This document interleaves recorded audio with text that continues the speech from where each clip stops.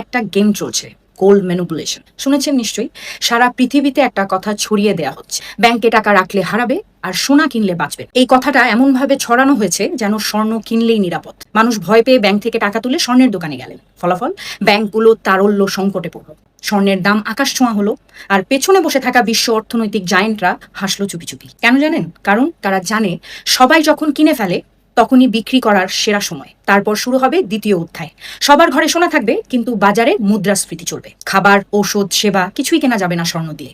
তখন সবাই বিক্রি করতে চাইবে, আর তখনই সক্রিয় হবে সেই পুরনো অর্থনৈতিক ফর্মুলা, সাপ্লাই ডিমান্ড ইকুয়াল দামের ধস। যে স্বর্ণটা 2 লক্ষ টাকায় কিনেছিলেন সেটা হয়তো বিক্রি করতে হবে 1.5 লাখ কিংবা আরো কমে। আপনি ভাববেন এটা কিভাবে হলো? উত্তর একটাই, আপনি সেই গেমের অংশ ছিলেন, কিন্তু গেমার নন। এটা আসলে একটা নিখুঁতভাবে ডিজাইন করা ফাঁদ, যেখানে মধ্যবিত্ত মানুষকেই টার্গেট করা হয়েছে। যারা ভবিষ্যতের জন্য সঞ্চয় করতে চায় তাদেরকেই ধীরে ধীরে নিঃস্ব করে আবার দাসত্বে ফিরিয়ে নেওয়া হচ্ছে। সোনা কিনে আপনি অর্থনীতির চাকা আটকে দিচ্ছেন, কারণ টাকাটা তখন মাটির নিচে ঘুমিয়ে থাকে, মার্কেটে কাজ করে না। অর্থনীতি তখন শ্বাসরুদ্ধ হয়ে যায়। এখন যদি সবাই আবার ব্যাংকের ওপর আস্থা রাখে, তাহলে ব্যাংকগুলো ব্যবসা, উন্নয়ন, নতুন কর্মসংস্থান এসব তৈরি করতে পারবে। সরকারের এখানেও বড় ভূমিকা দরকার। মানুষ যেন ব্যাংকের ওপর আস্থা না হারায় সেটা নিশ্চিত করতে হবে। সোজা বাংলা ভাষায় বলতে গেলে সোনা এখন সেফ হ্যাভেন না, একটা সাইলেন্ট ট্র্যাপ।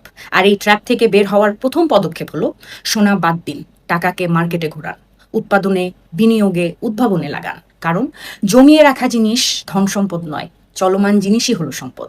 বিশ্ব অর্থনীতিবিদদের মতে আগামী 1 বছরের সোনার দাম প্রায় 30 থেকে 40% পর্যন্ত কমে যেতে পারে। গুগলে সার্চ দিলেই রেফারেন্স পাবেন।